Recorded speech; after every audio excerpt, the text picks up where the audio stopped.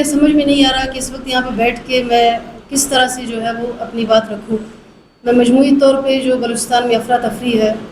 جو law and order کی جو ہے وہ ابتر صورتحال ہے، جس طرح سے جو ہے وہ لوگ بلا وجہ معصومیت میں جو ہے وہ وکٹمائز ہو رہے ہیں، میں ان کی بات کروں یا بھی جو آگ میرے گھر میں لگی ہے اس پہ بات کروں، سمجھ میں نہیں آتا.